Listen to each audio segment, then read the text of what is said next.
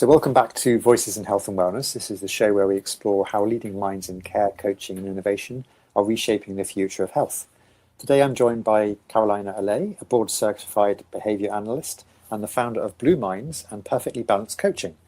Based in Southern California, Carolina works closely with children, families and neurodiverse individuals to foster emotional growth, self-regulation and connection.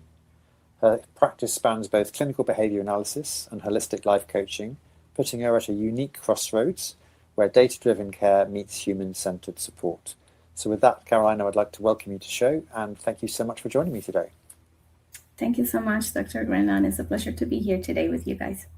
Thank you. So could we maybe start at the top? Could you tell us a little bit about your background and how you ended up coming to found Blue Minds and Perfectly Balanced Coaching? Absolutely. So I was born and raised in Colombia, South America. And at the age of 18, I moved to the United States. I originally went to California, but then I moved to South Florida, and that's where I currently live and practice. It was a journey because I was there already at the university. I was doing my career in psychology, my bachelor's degree in psychology. So it was a big change transferring over to the United States. I kind of like have to start not from scratch, but adjusting to a lot of changes, the language, the culture, and kind of like the application of psychology here was a little bit challenging. But I am very grateful that at the very beginning, while I was still in college, like finishing my career, because I graduated from Florida International University. So while I was still in college, I had the opportunity to practice and to provide therapy to children diagnosed with autism. And that was kind of like it opened my eyes to a new reality. And, like how did it feel to be able to change somebody's life by, doing your job and something that you love. So it was really nice. It was really nice, and I've been doing it since then. I couldn't stop working with the children and the families. It was just really rewarding.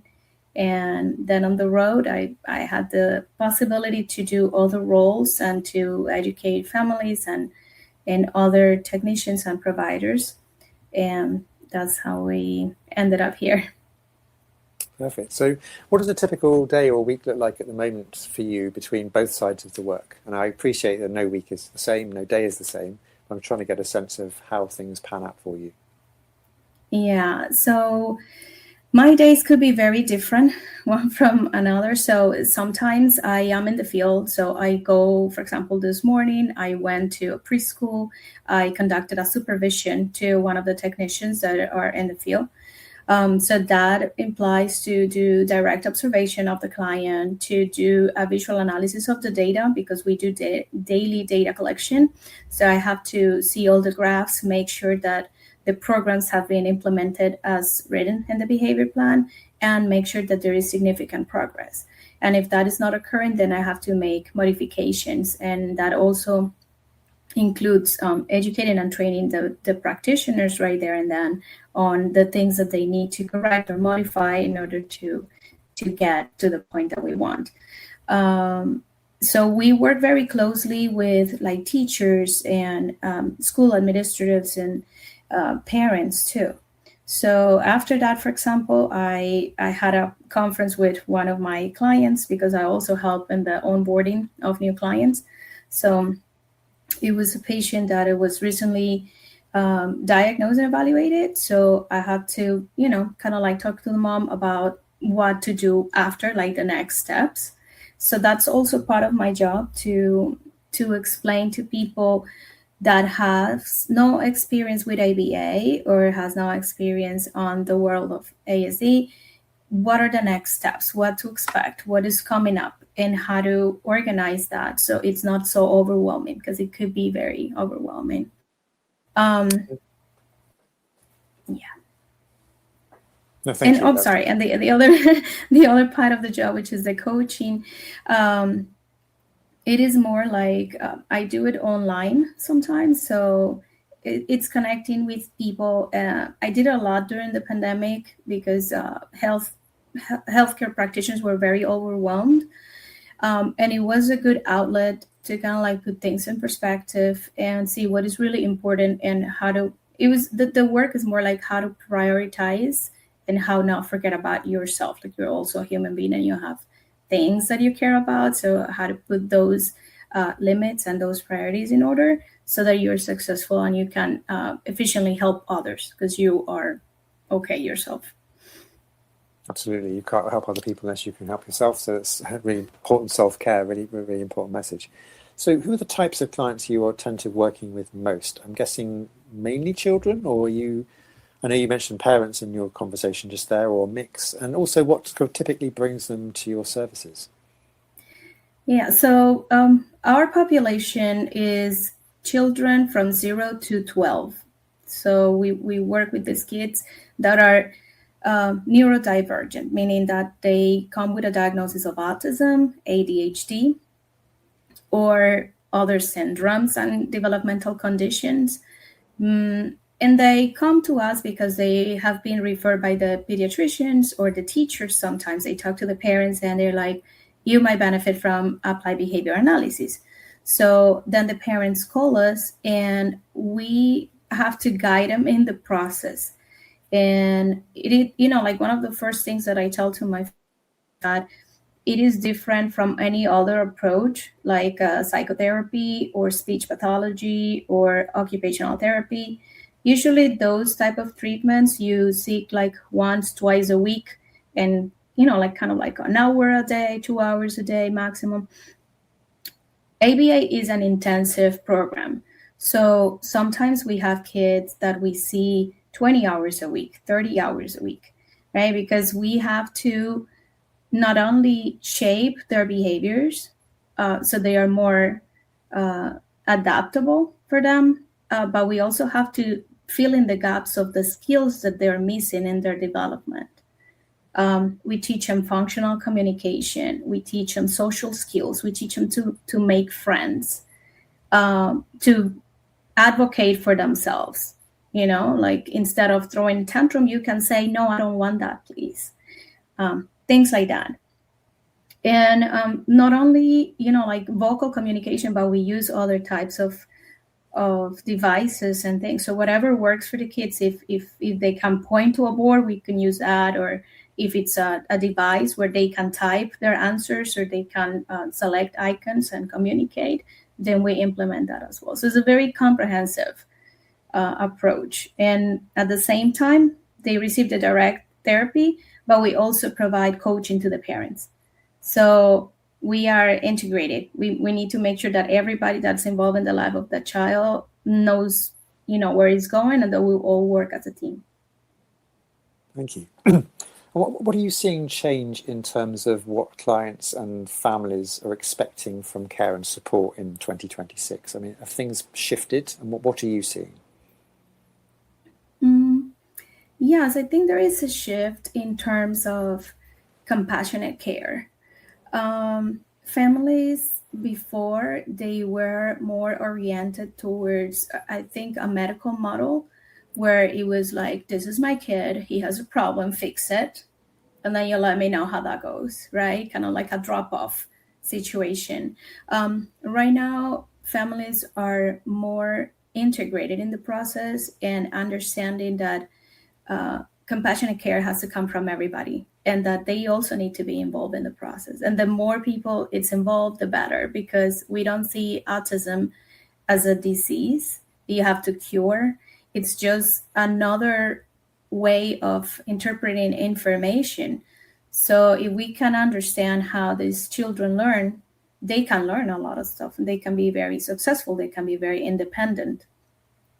So that's kind of like the goal, like to do it with love, with compassion, and also understand their parents, like it's not just do this, do this, do this, do that, because they also have to balance a lot of stuff. They have a household, they have jobs.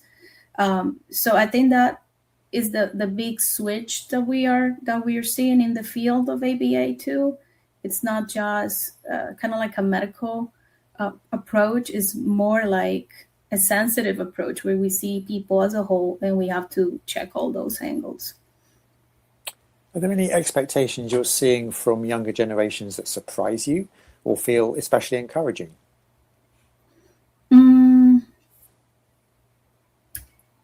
I think they have a voice. They are expected to be heard. They are expected to advocate for themselves. It's not just like I'll do everything I've been told and I'm a good kid as a result of that. It's I also have an opinion. I also have something meaningful to say. And I think that's one of the biggest skills that we can teach our kids is self-advocacy, because in a way it protects them from a lot of dangers that are in the world. So especially the population that we work with that are kids that sometimes don't have vocal communication, sometimes they can't speak or they don't have emotional regulation. So it is important that they know that they are heard and that they're important. And do you think things like emotional alignment and accessibility or reducing stigma are now must-haves for families when they're choosing a provider? I think it is important for them to check different providers before they go for one, because you need to like find a good fit, right? Not every provider. It's like a doctor. If you go to a doctor, you're not gonna feel comfortable with all of the doctors or their approaches. It doesn't mean that they're good or bad. It just means that you have to click, have some connection with them. So I think it is important for the families to search a provider that they feel aligned with their core values, and also to know their level of expertise, because not everybody's going to be an expert in every area. So there are people that come to us, for example, that they have issues with feeding. So we have treated a lot of patients that have food avoidance, and we have been successful. So we can probably support them with that. But if they called us and the child is already 12, I wouldn't suggest bringing it in, because that's the age that we cut off our services. We either graduate and from our program, or we transfer them to a provider that is more specialized in teenagers. So I think there is a lot of pieces, but also making sure that the family is also included.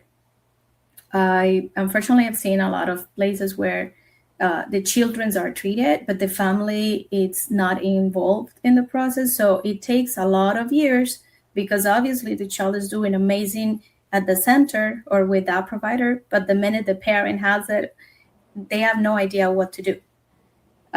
So it is really important that piece of communication, and that they know exactly how to address things.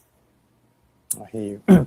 So behavioural analysis is often viewed through a clinical lens, but I know your work includes emotional coaching and wellness. How do you see those worlds connecting in practice? I think it's every day. The emotional connection has to be there from the moment that you start a therapy. When you see a child, and if you start presenting demands from the first time, you're gonna create avoidance. Like if this kid doesn't know you and you start, okay, sit here, do this, put your hand here, do that, and you don't have that relationship built with that kid, it's gonna be really, really difficult to teach them something that is gonna be interested in. So building those emotional relationships from the ground are very, very important. We utilize pairing techniques. We go, we play, we see what are the interests of that child. We try to bring things that light up his day. Like he likes bubbles, let's bring bubbles. He likes, I don't know, jumping and singing. So we ask our technicians to be ready for that, to have fun. And once we have established that connection, that emotional connection, it's a lot easier to present a task or to ask the child to do something, because they are going to be willing to do it. It's rewarding for them. They are happy, they're playing. And sometimes I think we forget about the importance of playing in therapeutic settings. People sometimes, especially parents, they're like, oh, but they're not doing anything, they're just playing. I'm like, hold on. We're working on social skills, we're working on cooperation, we're working on language and communication, we're working on sharing, there's so many skills that you can target through playing, right? Just have to be focused and understand that it has a meaning and a purpose. And the emotional connection is right there. Even if the kids are in distress, they will be more willing to come to you if they have that foundation, and then you can help them overcome the difficulties, the tantrums, the crying, and all of that. And are you finding that families are more open these days to blending these structured sort of science-based care with a more humanistic, centered, holistic approach? I think so. I think they're more open because they've seen the results. For example, during summer, I had the opportunity to do a little experiment with my company, and it was to rent out an indoor playground to have our summer camp there.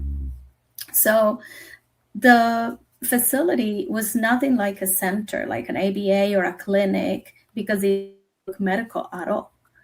It looked like fun, right? So we had bouncy houses, we had seesaws, we had pretend play areas, we had Lego tables. Let me tell you, the results were amazing because the children, they were so happy to just arrive. Like they didn't want to leave the place. But we have a structure. We had routines, we had circle time, we had independent work, we had like snack time, and everything was directed towards the goals of each of the kids. Each individual had their own programming and their own goals, and we were working on that. But what surprised me the most is that when we had like, okay, free play time, we play music, and these children started to imitating each other, started like building relationships, trying to hold hands with one another without any adult intervention. So it was really impressive. During that time, we were successful at training children to use the bathroom, train children to eat, kids avoiding food, and eating independently using utensils, work on functional communication, work on social skills. And it was just really successful. So I do believe that play and ABA can coexist, and that the parents seeing the results and seeing their kids when they were picking them up and noticing how happy they were hugging, their peers before leaving. I mean, that's amazing. That's what we want. These sound like real breakthroughs and transformations. Pretty amazing, really. I'm very impressed. So obviously you're running a clinic and a coaching business. What's working really well for you in those arenas at the moment? I think the ABA side of it, it's kind of like the one that is more needed right now. There has been a lot of children diagnosed recently and needing the services. I can say that unfortunately, not a lot of insurance companies cover ABA because it's an intensive program. Like I was mentioning at the beginning of the interview, speech, OT, they get 2 hours a week. So I guess it's easier for the companies or the insurance companies to pay for those services, but we require 20 hours, 30 hours of treatment. So sometimes if they're not diagnosed with autism, they don't approve services. So there's a lot of families that are struggling that come to us, and we have to present with alternatives. So one of the alternatives that we present to people that need the services but they can't afford it or the insurance has no coverage is what we offer coaching services. So we are kind of like integrating the two by providing the teachers, the other providers that see in the child, like speech pathologists, occupational therapists, with coaching on applied behavior analysis, and telling and explaining the parents what are the functions of the behaviors that they are seeing in their children. In other words, what is the root cause of the problem so that they can find practical solutions that they can apply in their natural environment and still see results and success without a direct intervention. So I think it's a combination, And on the flip side, is there anything that's particularly frustrating or a bottleneck or something that you feel like a challenge in either of the practice or the coaching business? Yes. Again, like the insurance coverage, I think it's difficult. Sometimes the rates are not enough to cover for all of the expenses. As a business owner, I also have to look into the other side, the business side, and making sure that we can offer good compensation to our employees, that we are training them and educating them so they are, top of the line. And that takes resources. We have to have softwares and other systems to make sure that everything flows. So the lack of funding, I think it's a big one. And also the fact that not a lot of insurance, like ABA could be applied to so many things, not only autism. We work with children that have other diagnoses, that sometimes they have oppositional defiant disorder, sometimes they have ADHD, sometimes they have, like developmental delays and things that they can benefit greatly from this approach, but the insurance companies don't accept it. And the parents sometimes can't afford direct services. So I think that's a big, big challenge that we have. Also to show that we can do so much more than only autism. We can educate clinicians, we can educate medical doctors, like how to treat patients when they that are autistic, or they have, their other neurodevelopmental conditions when they come into practice, how to address them when they are distressed. There's so many areas we can jump in and help. So I think the recognition of our profession in other areas other than autism, it's also a challenge. So this is basically about raising awareness and education, or is there anything else that you see needs to be done in order to raise the profile of what you do? I think we are a scientific-based community, and everything that we do is supported by evidence and data.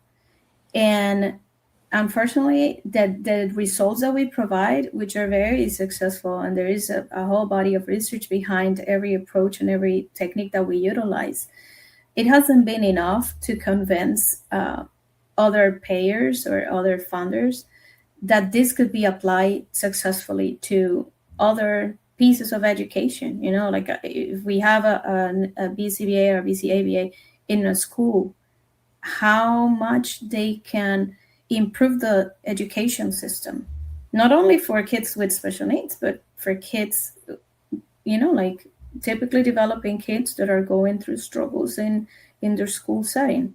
If we apply the teaching and learning principles to university college students, how much they can improve, like their attention span, their adaptation to different environments, their flexibility in centers, in offices, in the like different industries. I know there is behavior analysts that work in companies, improving the way that they function in the HR department. And like there is a lot of different applications. I just think that a lot of people don't know that, or that they are afraid that we're going to transform people into robots.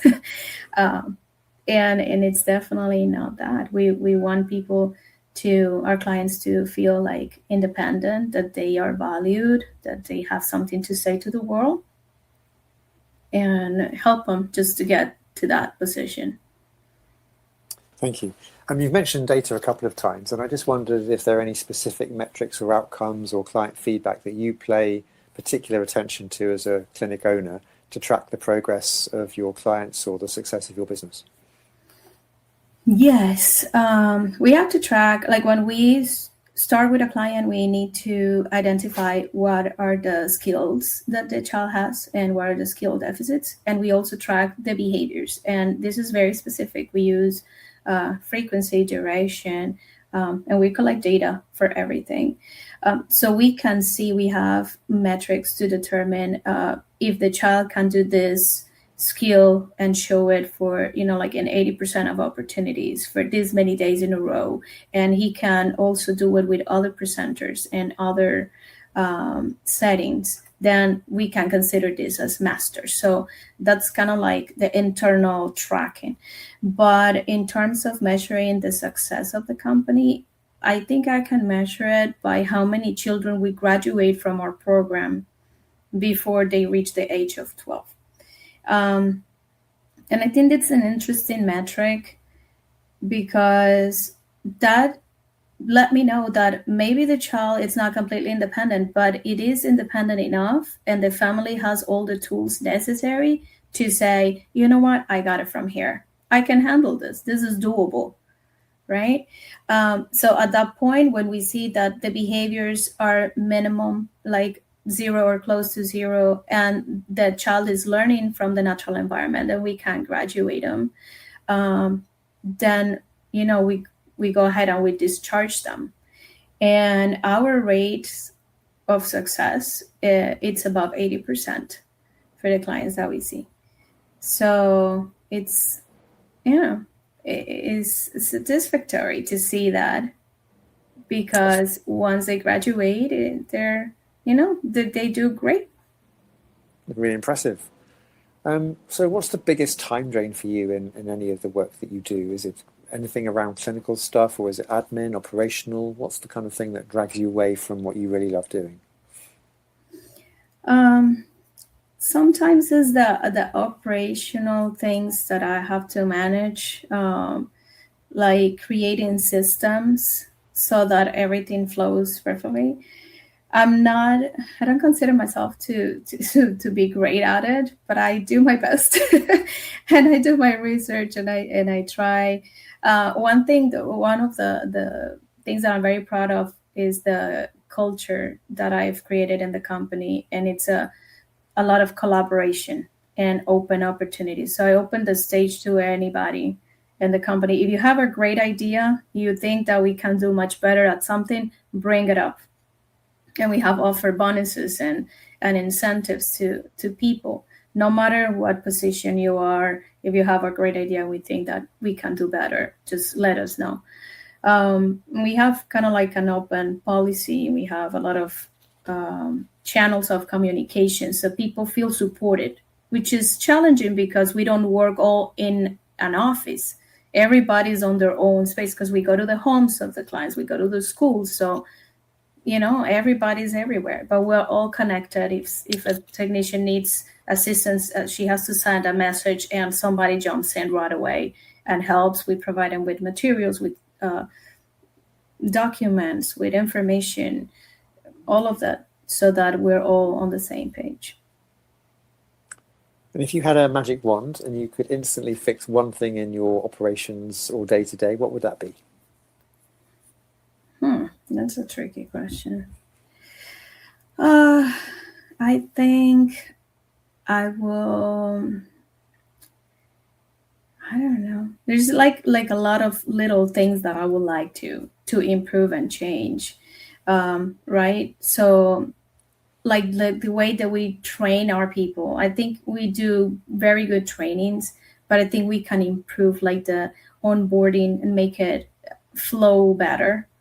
For people that are joining us as a company or that are entering ABA, and also the way that we do the intake process for our families, because we currently have a lot of different systems. So when somebody called us to schedule an appointment, we have to go through different programs and go, okay, I'm going to send you a link here, and I'm going to send you a PDF this way, and I'm going to send you an email this other way. So everything is kind of like spread out. And we're currently working on designing a software that can integrate all of those pieces to make that intake process a breeze, and to help the analyst with the clinical aspects of that too. So all the information is in one place, and we can kind of like funnel it all the way until we get an initial assessment, and we can start working from there. So that's kind of like one of our biggest projects right now, and I'm very excited about that. Brilliant. Well, hopefully it'll streamline everything for you. But if you had a sudden influx of, I don't know, 50 new clients next week or next month, how would that work? What would be the first thing to break or get overwhelmed? Hopefully not you or any of your staff, but what would happen with a sudden surge in demand? Some people might say it's a nice problem to have, but obviously it doesn't always work out that way. Yeah, we have a team of analysts. So what we do when we have like a lot of people coming all at once, we try to, like divide the work, create teams. Okay, you're gonna do this. I'm gonna be in charge of that. And I think collaboration has been one of our biggest tools, because delegating, especially for a CEO, is difficult and is challenging. When you start a company from scratch, you want to have control of everything. You want to have eyes on everything, and you want to make sure that everything is working properly. And it's impossible. It is really difficult, and I've learned it the hard way. Um, Trying to take over all of the tasks at once is just not possible, not manageable. And I think it pays a tab on your mental health and on your family and your family time. I've been there before, like working past 6:30 p.m., working on the weekends, saying, okay, I can't go because I have an event, I have this and that.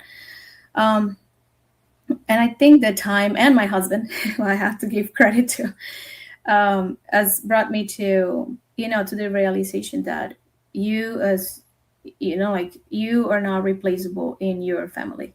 You can be replaced at work, but not in your household. So being allowed to delegate, being allowed to say, you know what, I trust you, you got this, go ahead and do it. It's not gonna be perfect every single time, but it's not gonna be perfect if I do it anyway, every single time. So might as well just go for that. And I think people feel good about it when you trust them. It gives them a good feedback that they're valued too. It's all about empowering the staff, isn't it? Completely get it. So if you were starting your business or practice again from scratch tomorrow, knowing what you now know, what would you do differently, if anything? Wow, I never thought of that. I think taking more time to create the team.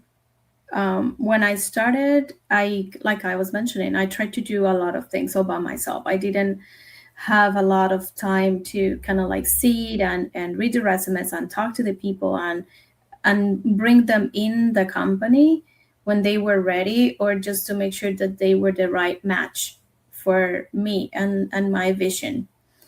I think that was a skill that I polished throughout the years, to be selective of the people that I have in the company.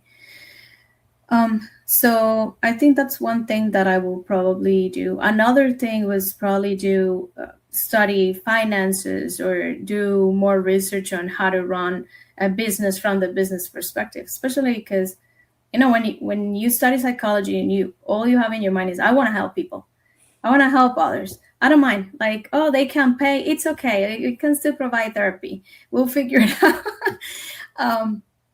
But little by little, you understand, and you know that it's impossible to run a business like that, because you either sacrifice that or you sacrifice yourself. And I have to, like, it's my job too. So keeping that balance and learning, the managing side, the financial side, and all that backbone, so that everything else can come out and run smoothly. I think those are things that I will definitely do better. And finally, what does the next year hold? Where are you looking to take things in the next year? Do you have any plans for the business? I do have big plans. So one is the one that I was talking about. Like, we are creating this tool that hopefully we can put out in the market and help other companies improve the way they do their intakes, and facilitate for the analysts the way that they build the reports, because they're very time consuming. So hopefully we can mainstream that. So I'm very excited about that project. And we're also starting a training course because here in Florida, we have a lot of migration from South America, and a lot of people are great and they have great educational background, but they don't dominate the English language. So we have people that come in and get their registered behavior technician certifications, but they're not English proficient, so they have difficulties um, finding jobs. So we want to. We created an alliance with a global tel college, which is a local college, to provide them with English that is specific for RBTs, so that they can have the skills and communicate and find jobs and continue to help the community. So that's the other project that we're working on. Brilliant. Well, all the best with all of those. And with that, Caroline, I'd like to thank you so much.